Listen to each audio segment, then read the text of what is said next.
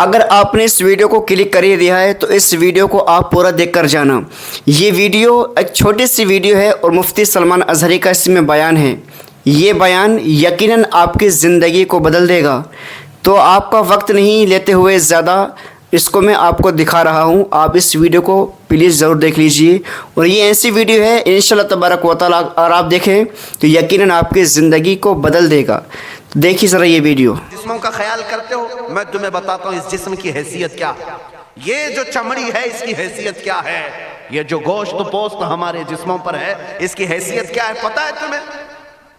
اس کو سجانے کے لیے عورتیں 2-2 گھنٹہ شیشے کے پاس کھڑے ہو کر میک اپ کرتی رہیں۔ اب عورتوں کی طرف سے یہ میک اپ، لالی پاؤڈر اور کنگھیاں بالوں کو سجاتے رہے اور تم اپنی باڈی کو بناتے رہے جیم میں جا جا کر کے۔ اب اس جسم کی حیثیت سنو، جس دن روح نکلی تمہارے جسم سے اور جب جنازہ لے جایا گیا، قبر میں تمہارے سب سے عزیز لوگ رکھ کر کے آتے ہیں، تختیاں قبر کی بند کر کے آتے ہیں، اتنی چھوٹی قبر کہ کروٹ لینے کی بھی جگہ نہیں ہوتی، ہاتھ پھیلانے کی بھی جگہ نہیں ہوتی۔ آج اپنے پلنگ پر سو کر کے دیکھو، کسی کا ہاتھ ٹچ ہو رہا ہے تو نیند نہیں آتی، لیکن قبر میں اتنی تاریک جگہ پر، چھوٹی سی جگہ پر، تنگ جگہ پر چھوڑ دیا جاتا ہے کہ مردہ کروٹ بھی نہیں لے پاتا، پھر پلس اس کو اوپر سے نیچے سے پیٹ سے باندھ کر کے رکھ دیا جاتا ہے۔ تمہیں پتا ہے اب حکماں نے جو لکھا ہے وہ سنو بزرگوں نے، جیسے ہی تیسرا دن آتا ہے تمہاری قبر کی زندگی کا، جب 3 دن گزرتے ہیں تمہاری ناک کے ذریعے سے پیٹ کی چیزیں باہر آنے لگتی ہیں، منہ کے ذریعے سے انتڑیاں یا جو بھی اندر کا لیکویڈ ہے سب باہر آتا ہے۔ 5ویں دن کان کے اندر سے بھیجا نکلنے لگ جاتا ہے۔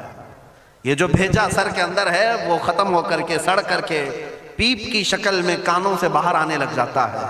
ناک اور منہ سے پیٹ کی چیزیں، کلیجہ، خون بن جاتا ہے، دیگر چیزیں سب کان اور ناک اور منہ سے نکلنے لگتی ہیں، اور 40 دن تو بہت دور کی بات ہے، 8ویں دن اس کا پیٹ پھٹ جاتا ہے، پیٹ پھولتے پھولتے پھٹ جاتا ہے، اور جیسی پیٹ پھٹتا ہے قبر میں کیڑے پیدا کیے جاتے ہیں۔ تم 1000 کوشش کر لو لیکن وہ کیڑے اسی کے لیے پیدا ہی کیے جاتے ہیں، ان کی غذا ہے۔ وہ ناک سے نکلا ہوا گودا، منہ سے نکلا ہوا گودا کھانے کے لیے کیڑے جمع ہو جاتے ہیں، پورے جسم پر طاری ہو جاتے ہیں۔ پیٹ جب پھٹ جاتا ہے تو اتنی شدید تعفن والی بو آتی ہے کہ قبریں بند ہوتی ہیں، ورنہ کئی لوگ صرف بو سے بیمار ہو جاتے ہیں، کئی لوگ۔ اور یہی ہمارے جسم کی حیثیت ہے، یہی ہمارے جسم کی حقیقت ہے۔ اور چند دن گزر جاتے ہیں کہ اس کی آنکھوں کی پتلیاں لٹک کر کے باہر نکلتی ہیں، اس کی آنکھوں کی پتلیاں باہر آ جاتی ہیں اور گڑے پڑ جاتے ہیں۔ اب جو جسم کے اوپر موجود گوشت ہے اس کو چونٹیاں، مکوڑے اور کیڑے کھانے لگ جاتے ہیں، کھاتے کھاتے 2-3 مہینے کے اندر اس کو صرف اور صرف ڈھانچے کی شکل چھوڑ دی جاتی ہے، ہڈیاں باقی رکھی جاتی ہیں۔ جن بالوں میں تم کنگھیاں کرتے ہیں ان بالوں کی جڑوں میں پیپ پیدا کیا جاتا ہے، ہر بال کی جڑ پیپ بہاتی ہے۔ اور جن چہروں پر تم پاؤڈر لالی لگا کر کے اس کو سجایا کرتے آئینے میں کھڑے ہو کر، ان چہروں پر اللہ تبارک و تعالیٰ ایسی جھریاں پیدا کرتا ہے۔ یہ تو عام لوگوں کی بات، اور اگر گنہگار ہیں تو ان کے چہروں پر بچھو چھوڑ دیے جاتے ہیں، بچھو چھوڑ دیے جاتے ہیں۔ کئی لوگوں کی قبروں پر سانپ ان کی ناک کو ڈستے رہتے ہیں اور ان کا گودا پیتے رہتے ہیں۔ سانپوں کا عذاب، بچھوؤں کا عذاب، یا قبر کے عذاب کے ساتھ یہ جسم گلا دیا جاتا ہے، ہڈیوں کے سوا کچھ نہیں باقی رہتا۔ تم کیا سمجھتے ہو مرنے کے بعد احساس نہیں ہوگا؟ مرنے کے بعد ہر درد کا احساس دگنا کر دیا جائے گا۔ آج زندگی میں جتنا تمہیں چونٹی کاٹنے سے درد ہوتا ہے، مرنے کے بعد یہ درد 10 گنا زیادہ بڑھ جائے گا، تمہیں اور درد ہوگا، اور درد ہوگا۔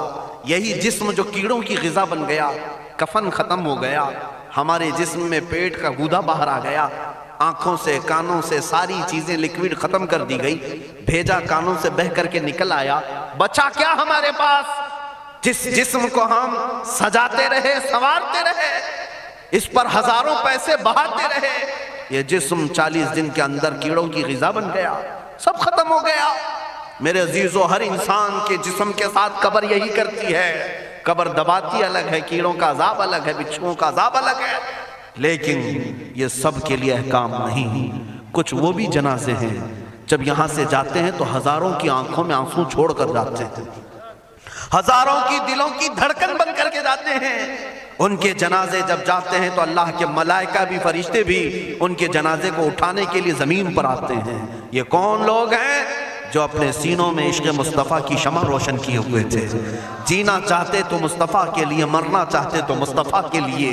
فاضل بریلوی نے کیا خوب کہا، لحد میں عشق رخ شہ کا داغ لے کے چلے، اندھیری رات سنی تھی چراغ لے کے چلے۔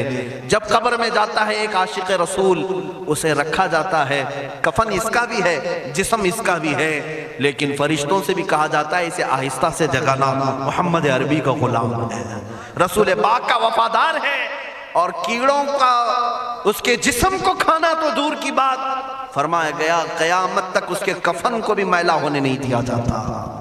نہ تمہاری آنکھ سے، نہ تمہارے ناک سے، نہ تمہارے چہرے سے کوئی گودا باہر آتا ہے، کچھ نہیں میرے عزیزو، جسم تر و تازہ سلامت رکھا جاتا ہے۔ 1000 سال کیا 10,000 سال گزر جائیں، حوادث زمانہ بھی آئیں، لیکن اس کی قبر میں اس کا جسم سلامت رکھا جاتا ہے۔ اب تمہارے ہاتھ میں فیصلہ ہے، کون سا جسم بنانا چاہتے ہو، وہ جو کیڑوں کی غذا بن جائے، یا وہ جس پر فرشتے بھی اتر کر سلام بھیجیں۔ میں نے خود میرے مرشد گرامی کے جنازے میں حاضری دی، حضور تاج الشریعہ بدر الطریقہ رحمت اللہ تعالی علیہ، جس مرد قلندر نے اپنی پوری زندگی عشق مصطفیٰ میں گزاری ہے۔ آج تم نعرے لگاتے ہو تاج الشریعہ تاج الشریعہ، ان کے شب و روز دیکھے تھے کبھی؟ ان کی صبح اور شامیں دیکھی تھی کبھی؟ بہت پیر ہوں گے جو باہر پیر ہوں گے، اندر پیر ہوں گے، لیکن تاج الشریعہ کو میں نے اندر بھی دیکھا ہے، باہر بھی دیکھا ہے۔ آنکھیں بند بھی ہوتی، آنکھوں سے اگر کوئی چیز نظر بھی نہیں آ رہی ہوتی، تب بھی اتنا خیال ہوتا کہ کہیں سطر تو نہ کھل گیا ہو، کہیں پائجامہ اوپر تو نہیں ہو گیا ہو۔ سونے کے حالت کی بات کر رہا ہوں، کوئی نہ ہو تب بھی یہ خیال باقی رہتا۔ کون سا ایسا دن گزرتا جب وہ دلائل الخیرات نہیں پڑھ رہے ہوتے، قصیدہ بردہ شریف نہ پڑھ رہے ہوتے، ہزاروں سفر کی مصروفیات کے باوجود حضور پاک کی محبت کے نغمات میں کوئی کمی نہیں آئی۔ لیکن میں آج آپ کو ایک بات بتا دوں، جب انتقال ہوا وہ جمعہ کی شام تھی، اور ہمارے مردوں کو 6 گھنٹے 10 گھنٹے میں ہم کو قبرستان سپرد کرنا پڑتا، 12 گھنٹے رکھ دیں تب بھی فریج منگوانا پڑ جاتا ہے، اس کے بعد قبرستان کے حوالے کر دیں۔ میرے مرشد گرامی کے انتقال کے بعد 48 گھنٹے رکھے گئے تھے، 48 گھنٹے رکھے گئے، اور اس کے بعد جنازہ پاک کو غسل دے کر لایا گیا۔ یہ فقیر قادری جنازے کی گاڑی میں شریک رہا، حضرت کے قدم پکڑ کر کے میں قبر تک رہا۔ میں آپ کو صرف اس لیے یہ بات عرض کر رہا ہوں کہ جب گاڑی جنازے کی چلتی تھی، میں نے زندگی میں بھی حضرت کے ہاتھ پکڑ کر کے ادھر ادھر چلائے۔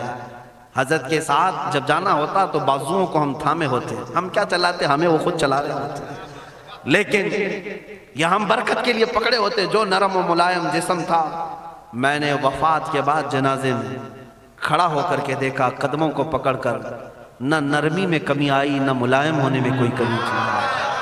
اور جب گاڑی آگے چلتی تھی،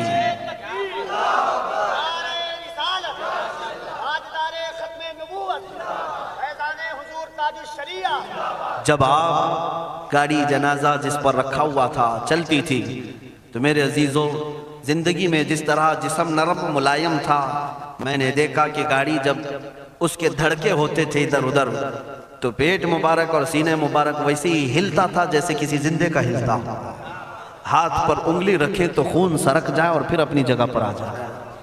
یہ کوئی مبالغے کی بات نہیں کر رہا ہوں، یہ آنکھوں سے دیکھی ہوئی چیز ہے۔ اور قبر انور میں رکھنے کے بعد جب ان کے صاحبزادے اور داماد نکل کر کے آئے، تو تھوڑی دیر کے بعد ہم نے دیکھا کہ چہرہ خود بخود قبلے کی طرف تھا۔ ہم اپنے مردوں کو رکھواتے ہیں، لیکن اس عاشق رسول نے اپنا چہرہ پہلے سے قبلے کی طرف کر لیا۔ یہ کرامات کہیں یا زندگی کی حقیقت کہیں، حقیقی بات تو یہ ہے جو مصطفیٰ کی یاد میں جاتا ہے۔ اس نے کیا ہی خوب کہا شاعر کہ میرے جنازے پہ رونے والوں فریب میں ہو بغور دیکھو، میرے جنازے پہ رونے والوں فریب میں ہو بغور دیکھو، مرا نہیں ہوں غم نبی میں لباس ہستی بدل گیا۔ ہاں، مرا نہیں ہوں غم نبی میں لباس ہستی بدل گیا ہوں۔ ان عاشقوں کا حال یہی ہوتا ہے کہ یہ مر بھی جاتے ہیں، انتقال کر بھی جاتے ہیں، تو بس لباس بدلتا ہے، لیکن زندگی پہلے سے اور بلند ہوتی ہے۔ عزیزان گرامی، تمہیں اسی بات پر میں لانا چاہتا ہوں، کون سی زندگی گزارنا چاہو گے؟ کون سی زندگی؟ یا عیاشوں کی، یا نچنیوں کی، یا مجرا کرنے والوں کی، ان ظالموں کی جو جہنم کی طرف تمہیں لے جانے کے لیے تیار بیٹھے ہیں؟ چند دنوں کی عیاشی ہے، تم گانے گا کر اچھل کود کر کے اپنے نفس کو تو راضی کر سکتے ہو، لیکن رب ذوالجلال کی رضا کبھی نہیں لے سکتے۔ آج تم دنیا میں فلموں کی زندگی جی کر کے تھوڑی دیر کی خوشی تو حاصل کر سکتے ہو، لیکن قبر کی راحت کبھی نہیں لا سکتے، قبر کا سکون کبھی نہیں لا سکتے۔ قبر میں اگر سکون چاہیے تو صرف ہمارے سینوں کو ادھر حوالے کرنا ہوگا، مصطفیٰ کریم کے حوالے کرو۔ اب اپنی زندگی کو بدلنے کا وقت آ گیا۔ اے میرے عزیزو، ناموس رسالت کی حفاظت یہی ہے کہ حضور کے اخلاق کی پہلے حفاظت کی جائے، حضور کی سنتوں کی حفاظت کی جائے، حضور پاک کے نام پاک کی حفاظت کی جائے، ان کی تعلیمات، ان کے احادیث کی حفاظت کی جائے۔ جس طرح صحابہ کرام نے اپنی جانیں قربان کر کے حضور کی عزت کی حفاظت کی ہے، آج وقت آیا ہے ان ظالموں کی طرف نہ دیکھنا، یہ بھونک بھونک کر کے تمہیں جگا رہے ہیں، بیدار کر رہے ہیں۔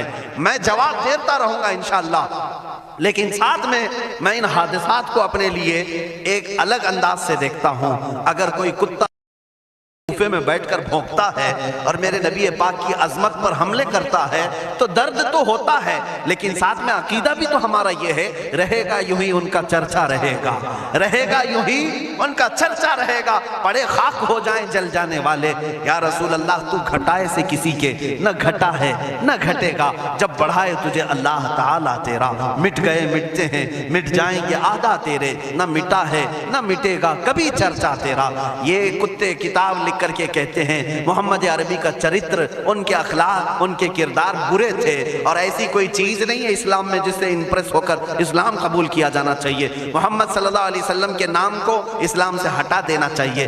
ان ظالموں کو میں جواب دینا چاہتا ہوں، اے مسلمانوں، یہ تمہیں جگانے کے لیے آ رہے ہیں، یہ تمہیں بیدار کرنا چاہ رہے ہیں۔ اب اٹھو اور یہ بتاؤ تم کہاں کہاں سے میرے نبی کو مٹاؤ گے، کہاں کہاں سے؟ ارے ہمارے گھروں میں بچوں کی ولادت بھی ہوتی ہے، کان میں اگر ہم اللہ کا نام لیتے ہیں تو ساتھ میں محمد کا بھی نام ہے۔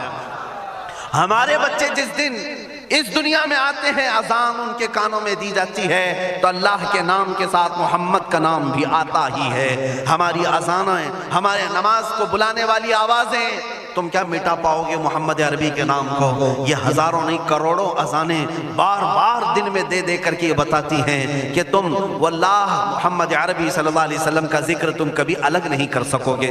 ذکر خدا جو ان سے جدا چاہو نجدی ہو، واللہ ذکر حق نہیں کنجی سقر کی ہے۔ حضور پاک کا نام کہاں سے ہٹاؤ گے؟ اذانوں سے ہٹاؤ گے، اقامت سے ہٹاؤ گے، نمازوں سے ہٹاؤ گے؟ بلکہ اقبال نے کیا ہی خوب کہا تھا، دشت میں دامن کوہسار میں میدان میں ہے۔ کہاں ہے یہ نام؟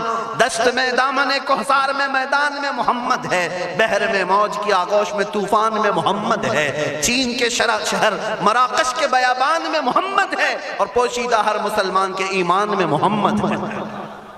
میں نے یہ تبدیل کر کے اسی لیے پڑھا ہے کہ ہر جگہ محمد ہے۔ رسول پاک صلی اللہ علیہ وسلم کو تم کہاں سے ہٹاؤ گے؟ ہمارے کروڑوں کی زندگیاں اس نام پاک پر قربان، اس نام پاک پر قربان۔ ان ظالموں کو یہ بات بتا دینا، اس نام پاک پر اللہ نے نقطہ تک نہیں رکھا ہے۔ محمد عربی صلی اللہ علیہ وسلم کے نام پاک پر نقطہ تک نہیں، عیب تو بہت دور کی بات ہے۔ اور مٹانے کی بات کرتے ہو، مٹانے کے لیے تم اس کا ایک لفظ تک نہیں مٹا پاؤ گے۔ محمد عربی اس عظیم ہستی کا نام ہے جس کی جڑیں تحت الثری میں ہیں، جس کی شاخیں اوج ثریا پر ہیں۔ حضور پاک صلی اللہ علیہ وسلم کو اللہ نے رفعنا لک ذکرک کہہ کر کے بلند فرما دیا ہے۔ کسی کے گھٹانے سے حضور کا نام کبھی نہیں گھٹے گا۔